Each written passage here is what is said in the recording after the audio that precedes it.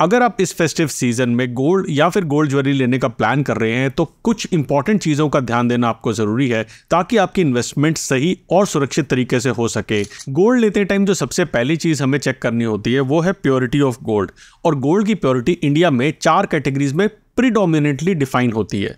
जो सबसे purest form of gold available रहता है उसे हम बोलते हैं 24 कैरेट गोल्ड, और उसके बाद 22, 18 और 14 कैरेट का गोल्ड अवेलेबल रहता है जो कि डिफरेंट चीज़ों के लिए यूज होता है। 24 कैरेट गोल्ड के अंदर 99.9% गोल्ड अवेलेबल होता है या फिर 99.5%, तो आपको उसके अंदर जो इम्प्योरिटीज है वो बहुत कम मिलेंगी।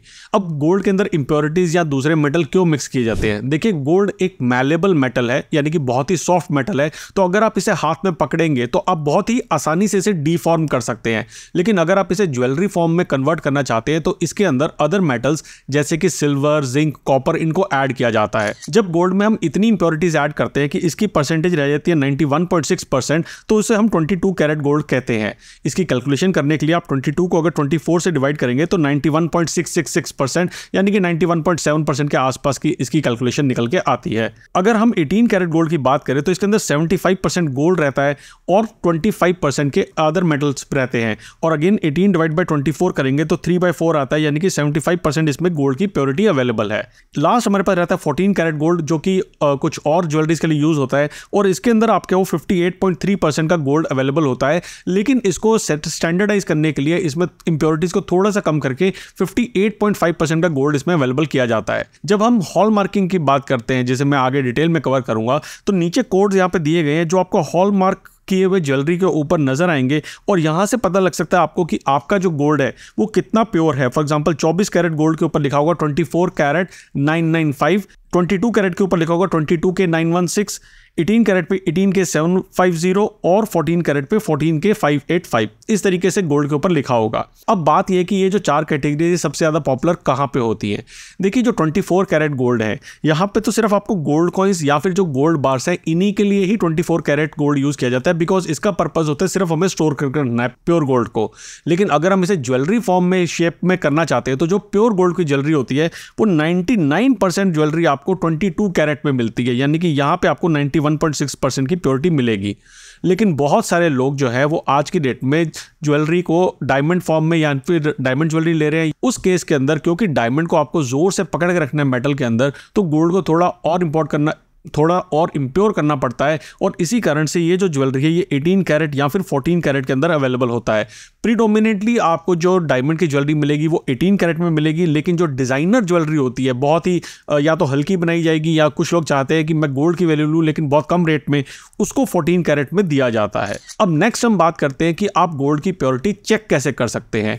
देखिए, 2 तरीके हैं जहां से आप गोल्ड की प्योरिटी को चेक कर सकते हैं। सबसे पहले बात हम ऑफिशियल जो कैलकुलेशन है या फिर ऑफिशियल तरीका है उसकी बात करते हैं, which is hall marking. Her gold की आइटम को आज की डेट में हॉल मार्क किया जाना जरूरी है। हॉल मार्किंग की बहुत ही छोटी सी फीस रहती है, 45 रुपीज पर आर्टिकल की, और उसका जो करने का तरीका है, हॉल मार्क करने का तरीका है कि आपका ज्वेलर जो है आपके प्रोडक्ट को लेके जाता है हॉल मार्किंग सेंटर में और वहां से हॉल मार्किंग करा के आता है।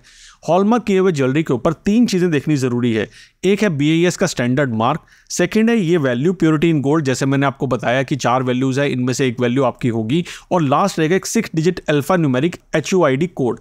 ये सारी की सारी चीज़ें आपकी गोल्ड ज्वेलरी के ऊपर एनग्रेव्ड रहेंगी। मैं अभी आपको लाइव डेमो के साथ में दिखाऊंगा भी कि कैसे आप देख सकते हैं कि आपकी गोल्ड ज्वेलरी के ऊपर ये HUID का जो नंबर है ये डाला हुआ है, और आपको BIS केयर ऐप में जाना है, जहां से आप चेक कर सकते हैं कि आपकी ज्वेलरी आइटम जो आपको मिली है क्या वो एक्चुअली में हॉलमार्क सही है या नहीं, और उसी से पता लगेगा कि आपकी प्योरिटी क्या है। चलिए अब नज़र डालते हैं एक लाइव डेमो के ऊपर। जैसे आपने कोई भी ज्वेलरी का आइटम लेते हैं तो उसके ऊपर लिखा होता है कि आपकी गोल्ड ज्वेलरी कितनी प्योर है, और अब मैं आपको इस बैंगल के ऊपर दिखाऊंगा कि कितनी इसके ऊपर वैल्यू लिखी हुई है और क्या ये प्योर है या नहीं है। तो गोल्ड की प्योरिटी चेक करने के लिए मैंने आपको बताया कि आपको BIS की हॉल मार्किंग के कुछ चीज़ें हैं उसको चेक करना है, और उसके बाद आप BIS केयर ऐप पे जाके उसका HUID डाल के चेक कर सकते हैं कि क्या आपकी चीज़ जेन्युइन है या नहीं। चलिए आपको लाइव डेमो से अब दिखाता हूँ। मैंने यहाँ पे गोल्ड बैंगल लिया है और इसमें दिखाऊंगा आपको कि BIS की हॉल मार्किंग किस तरीके से होती है, और आप खुद से कैसे पता कर सकते हैं कि आपको जो गोल्ड की आइटम मिली है वो रियल है या नहीं। तो आपको गोल्ड की आइटम लेनी है और उसके बाद उसमें जाके आपको जूम इन करेंगे तो यहाँ पे आपको कोड नज़र आएगा। फॉर एग्जाम्पल यहाँ पे मुझे नज़र आ रहा है AW, उसके बाद एक साइन है जो BIS का साइन है, फिर 22K916 और फिर हमारे पास 6 डिजिट का HUID है। सबसे पहला जो सिंबल हमारे पास है, ये सिंबल उस ज्वेलर का है या फिर उस असेसर का है जिसने इसको वैलिडेट करवाया है, हॉलमार्क करवाया है। उसके बाद उसी का एक कोड लिखा हुआ है AW। इसके बाद आप ध्यान से देखेंगे तो ये BIS की हॉलमार्किंग की ऐप जो है, जो BIS का मार्क है वो यहाँ पे दिया हुआ है। और उसके बाद हमारे पास लिखा है 22K916, यानी कि 22 कैरेट है, और 916 यानी कि 91.6 की इसकी प्योरिटी है। और लास्ट में 6 डिजिट का HUID लिखा हुआ है जो आप स्क्रीन पे देख सकते हैं।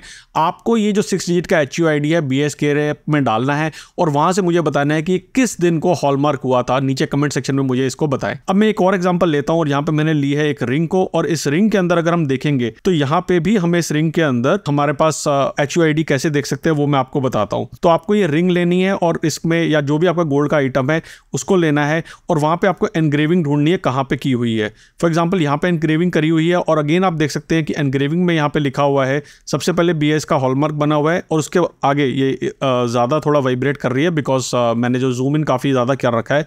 इसके बाद आप देखेंगे लिखा हुआ है 18K750, यानी कि 18 कैरेट गोल्ड है और 750 यानी कि 75% इसकी प्योरिटी है।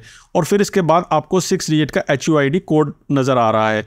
आपको अगेन ये HUID का कोड लेना है और BIS की जो ऐप है, BIS केयर ऐप है, उसमें डाल के आपको ये HUID कोड चेक करना है कि क्या आपकी जो चीज़ है ये जेन्युइन है और कब ये हॉलमार्क हुई थी और किसने इसको हॉलमार्क कराया था। अब आते हैं सबसे इंपॉर्टेंट टॉपिक पे कि गोल्ड ज्वेलरी की जो प्राइस है इसकी कैलकुलेशन कैसे होती है। और मैं 2 एग्जाम्पल लूँगा, एक गोल्ड ज्वेलरी के और एक डायमंड ज्वेलरी के, और वहाँ से आपको एक्सप्लेन करने की कोशिश करूंगा क्योंकि यही एक एरिया है जहां सबसे ज्यादा स्कैम होता है। और कुछ इंपॉर्टेंट चीजें हैं जो आपको ध्यान रखनी है जब भी आप नेक्स्ट टाइम ज्वेलर के पास जाएंगे अपनी गोल्ड ज्वेलरी लेने के लिए। सबसे पहले हम यहाँ पे एग्जांपल लेते हैं गोल्ड ज्वेलरी का, जहां पे हम एक 22 कैरेट का 30 ग्राम गोल्ड की कोई ज्वेलरी ले रहे हैं। जिस दिन हम ये ज्वेलरी लेने गए हैं उस दिन का गोल्ड रेट था 7500 रुपीज 24 कैरेट का, मैं पर ग्राम की बात कर रहा हूँ। और आपको सबसे पहले कैलकुलेट करना है कि अगर 24 कैरेट का जो गोल्ड है वो 7500 रुपीज का है तो 22 कैरेट के गोल्ड की क्या रेट होगे। और फॉर्मूला उसका क्या है, आपको करना है 22/24 इंटू 7500, और यहाँ पे हमारे पास वैल्यू निकल के आती है 6875 रुपीज पर ग्राम की। अब हमने 30 ग्राम का गोल्ड लिया है और यहाँ पे मैं नेट वेट बोल रहा हूँ। अगर इसमें कोई भी आपके स्टोन्स वगैरह है उसको आपको साइड करना है, आगे एग्जाम्पल में वो भी आपको बताऊंगा। तो यहाँ पे हमारे पास नेट गोल्ड की वैल्यू आती है 2,06,250 रुपीज़ की, यानी कि हमारे पास टोटल वैल्यू जो हमारे गोल्ड की है वो एक्चुअली में यही अमाउंट हम दे रहे हैं। अब इसके बाद इसके ऊपर लगती है मेकिंग आज की डेट में परसेंटेज हो गई है। कुछ ज्वेलर हो सकता है आपको फिक्स चार्जेस लें, और मेकिंग की जगह पे कुछ लोग ये कहते हैं कि हम पॉलिशिंग चार्जेस भी साथ में ले रहे हैं, हम वेस्टेज चार्जेस भी साथ में ले रहे हैं। आपको उनसे पूछना है कि भाई साहब आप टोटल बता के, भाई साहब या बहन जी जो भी आपको बेच रहे हैं, कि टोटल मेरे को जो है वो कितने चार्जेस देने हैं ओवर एंड अबव जो मेरा गोल्ड प्राइस है, वो आपकी मेकिंग है। और यहाँ पे मैंने एग्जाम्पल के लिए लिया 15% का, और 15% निकल के आता है 30,938 रुपीज का। हॉल मार्किंग का पर आर्टिकल चार्ज लगता है 45 रुपीज, वो यहाँ पे ऐड होगा। और डिस्काउंट हमें मिल रहा है 10% का, लेकिन डिस्काउंट किस चीज के ऊपर मिल रहा है, हमें मेकिंग के ऊपर 10% का डिस्काउंट मिल रहा है, यानी कि 3094 रुपीज का डिस्काउंट हमें मिल गया है। इसके बाद हमारी ग्रॉस वैल्यू निकलती है, यानी कि हम ये सारी चीज़ों को देखते हैं कि हमें क्या जो है वैल्यू निकल के आ रही है। तो हमारी वैल्यू निकलती है गोल्ड की value plus making plus hall marking minus discount, यहाँ पे A plus B plus C minus D है। और यहाँ पे हमारी नेट वैल्यू जो निकल के आती है वो निकल के आती है 2,34,139 रुपीज़ की। तो हमारा जो 2,06,250 का गोल्ड है वो इतने अमाउंट का हो गया है, लेकिन अभी हमें सरकार को भी उसका हिस्सा देना है। 3% का हमारा टैक्स लगता है, तो 1.5% का SGST और 1.5% का CGST लगता है, जो कि अराउंड 3500 रुपये रहता है। और हमारी जो हाथ में हमें गोल्ड की वैल्यू पड़ती है वो पड़ती है 2,41,163 रुपीज़। यानी कि अगर मैं बात करूं कि गोल्ड की वैल्यू हमारी कितनी थी, वो थी 2,06,250 रुपीज़ की, और हमें जो अदर कॉस्ट है वो पड़ी है 34,913 रुपीज़ की।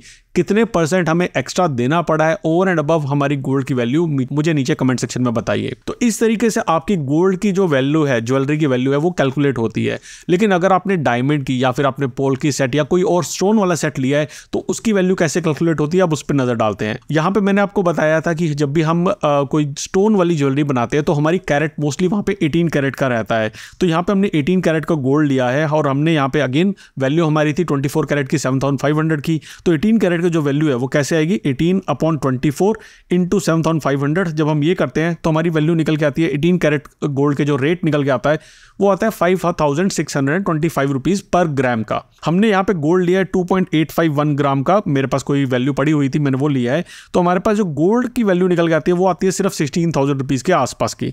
इसके बाद हमने स्टोन लगाया है और ये स्टोन जो है ये डायमंड है, और डायमंड की जो वैल्यू है 0.4 कैरेट की, उसकी वैल्यू है 5,84,705 रुपीज़ की। यानी कि टोटल जो मेरे पास वैल्यू बनी है मेरे आर्टिकल की, जो भी मैंने ज्वेलरी का आइटम लिया वो बनी है 6 लाख रुपीज़ के आसपास। यहाँ पे मुझे फ्लैट मेकिंग जो है मेरा ज्वेलर चार्ज कर रहा है वो है 20,000 रुपीज़ का। मोस्टली डायमंड की ज्वेलरी के ऊपर या जो छोटे आर्टिकल्स होते हैं उस पर फ्लैट मेकिंग होती है, परसेंटेज नहीं चार्ज करते हैं। हॉल मार्किंग लगी है 90 रुपीज़ की, क्योंकि यहाँ पे मेरे पास जो डायमंड की ज्वेलरी थी इसमें 2 आर्टिकल थे, तो 45 रुपीज़ के 2 article is equal to 90 rupees हो गया। इसके ऊपर डिस्काउंट मिला है 68,372 रुपीज़ का, कोई डिस्काउंट चल रहा था, स्कीम चल रही थी, उस पर उन्होंने डिस्काउंट दे दिया। तो हमारे पास जो ग्रॉस वैल्यू निकल के आती है वो आती है 5,52,460 रुपीज़ की।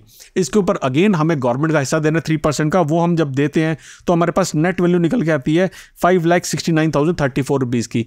यहाँ पे 2 चीज़ें हैं वो बहुत इंपॉर्टेंट आपको ध्यान देने की ज़रूरत है। सबसे पहली चीज़ तो ये है कि आपको यहाँ पे ग्रॉस वेट जो है उसमें से आपको नेट वेट निकालना है। ग्रॉस वेट आपके आर्टिकल का होगा जिसके अंदर उसके अंदर मीना लगा होगा, आपका स्टोन लगा होगा, आपकी सारी चीज़ें लगी होंगी, तो आपको उनका रेट माइनस करना है और फिर सिर्फ गोल्ड का रेट लेना है और उसके बेस पे आपको ये कैलकुलेशन करनी है। क्योंकि कुछ लोग जो हैं, पहले तो बहुत ज़्यादा प्रोमिनेंट होता था, अब इतना नहीं है, लेकिन कुछ लोग आपके जो स्टोन्स का वेट है उसको भी गोल्ड के वेट में ऐड कर देते हैं।